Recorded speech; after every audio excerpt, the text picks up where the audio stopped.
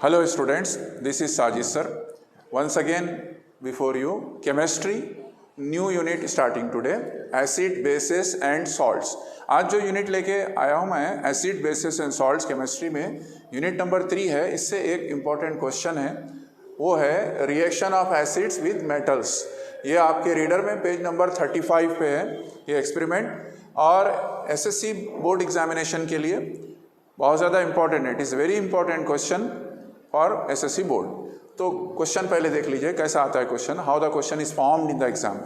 List out the materials required for the experiment to show that when acid reacts with metals, hydrogen gas is released.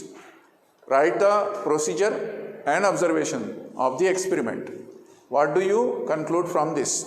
तो first part है question का, materials क्या क्या required हो रहे हैं वो बता हो रहा है। सेकेंड पार्ट है कि एसिड जब रिएक्ट होता मेटल से तो हाइड्रोजन गैस रिलीज होती है, वो शो करो बोल रहा है। तीसरा प्रोसीजर क्या है, और चौथा पार्ट है इसका ऑब्जर्वेशन और आप क्या उससे सीखते हैं। तो अब पहला पॉइंट है स्टूडेंट इसमें एम, मकसद एक्सपेरिमेंट का, to know that when acid react with metals produce hydrogen gas. जब कोई एसिड मेटल से रिएक्ट होता, कौन सा भी एसिड रहने दो और कौन सी भी मेटल रहने दो, वो जब रिएक्ट होता तो हाइड्रोजन गैस रिलीज होती, जनरल बात है ये।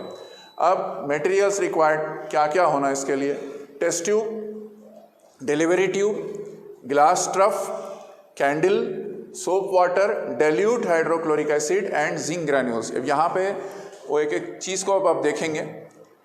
Test tube, delivery tube, glass trough with soap water, test tube होना, डिलीवरी ट्यूब होना, ग्लास ट्रफ रहना, उसके अंदर सोप वाटर साबुन का पानी डालना, स्टैंड टेस्ट ट्यूब को फिक्स करने के लिए, कॉर्क होना, और इसके अंदर जिंक ग्रैन्यूल्स डालेंगे। फिर इसी के अंदर जो है डाइल्यूट हाइड्रोक्लोरिक एसिड भी डालेंगे। ये बर्निंग कैंडल है, ये भी होना। तो ये है वेरियस रिक्वायरमेंट मटेरियल्स जो होना। वो आगे देखेंगे। फिर अब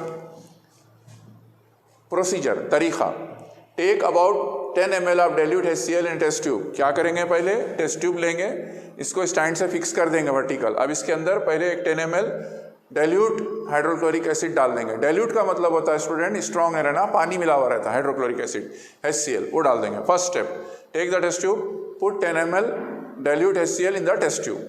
चलिए आगे बढ़िए। Add a few zinc granules to it. अब क्या करेंगे, इसके अंदर थोड़ा सा जिंक ग्रैन्यूल्स, ये दिख रहे हैं आपको यहाँ पे, जिंक ग्रैन्यूल्स के अंदर डाल देंगे। And then what we do, we close the test tube with 1 hole cork. अब वो टेस्ट ट्यूब को एक होल वाले कार्क से क्लोज करके वो होल से कार्क के क्या करेंगे, डिलीवरी ट्यूब पास करेंगे। Pass a delivery tube, the other end of it is dip in soap water in glass trough. और डिलीवरी ट्यूब जो आप पास करें उसका दूसरा एंड क्या होना है स्टूडेंट्स, ये ग्लास ट्रफ के अंदर सोप वाटर में डूबा हुआ रहना। डिलीवरी ट्यूब कैसा अरेंज होंगी, इसका एक एंड यहाँ पे टेस्ट ट्यूब के अंदर रहेगा, दूसरा एंड क्या रहेगा, यहाँ पे सोप वाटर में ग्लास ट्रफ जो रखे उसके अंदर डूबा हुआ रहेगा। ये हो गया आपका प्रोसीजर, तरीका, सेटअप कर लिया आप experiment. Observation, after some time, ऐसे छोड़ दो एक्सपेरिमेंट के लिए, थोड़ा टाइम लगता तो इसे छोड़ दो, अब ऑब्जर्व करो क्या देखते हैं आप। It is observe that minute gas bubbles are form on the surface of zinc granule. यहाँ पे जिंक ग्रैन्यूल्स के ऊपर क्या होता है, जो HCl है यहाँ पे, उसमें से थोड़े से बबल्स निकलते हैं और एक गैस यहाँ से जमा होके यहाँ पे सोप वाटर में आती।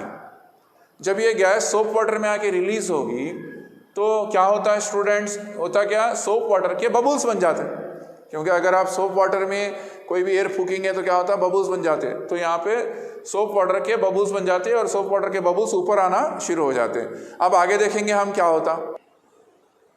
तो अब आगे क्या होता अब देखना था हमको। तो क्या होता है, यहाँ सोप वाटर के बबल्स बनते हैं, यहाँ पे सोप वाटर के बबल्स क्या होते हैं, ऐसा ऊपर आते रहते हैं। अब क्या करेंगे आप, टेस्ट करना है। ये जो गैस ये सोप वाटर में आ रही बबल बन के, वो गैस यहाँ टेस्ट ट्यूब से निकली सो है, and that has come out because of action of hydrochloric acid with zinc granules. अब वो टेस्ट करना है इस गैस को।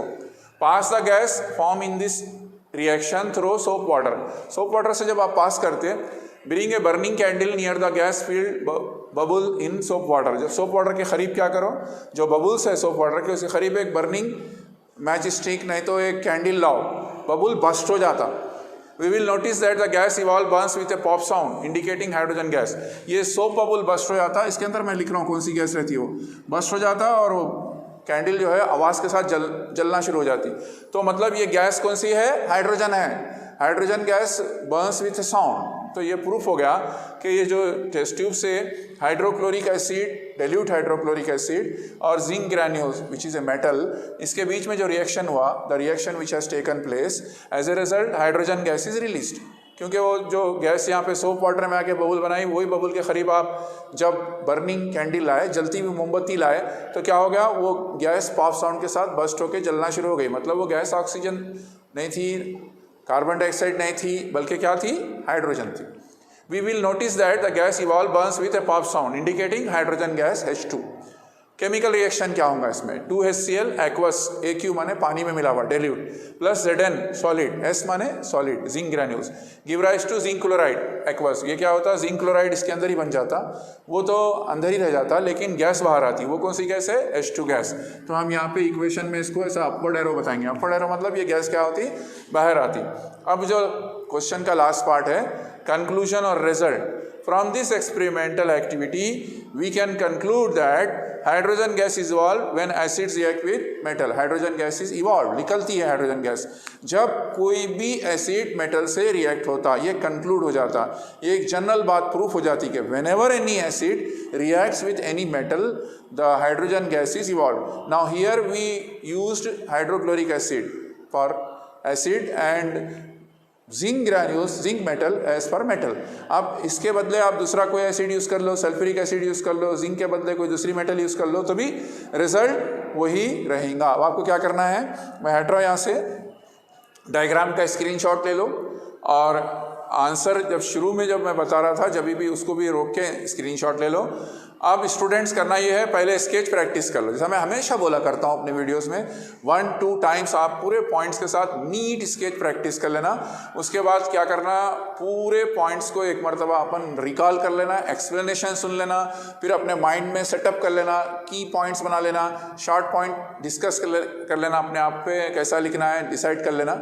उसके बाद इस आंसर को बैठ के एक मरतबा बगैर देखे लिख देना और आंसर को कंपेयर कर लेना। वीडियो से भी कंपेयर कर सकते, क्वेश्चन बैंक्स में भी रहता, तो वहाँ से कंपेयर कर ले तो आपको रिजल्ट आ जाता। वीडियोस को देखते रहिए, शेयर करते रहिए और चैनल को सब्सक्राइब करिए। और एक बात याद रखिए, जब आप वीडियोस देख रहे हो तो स्टार्ट से एंड तक पूरा देखिए, जो जो इंस्ट्रक्शंस वीडियोस में है उनको फॉलो कीजिए। Wherever you are, at what time of the day और evening you are watching, doesn't matter, but sit with concentration.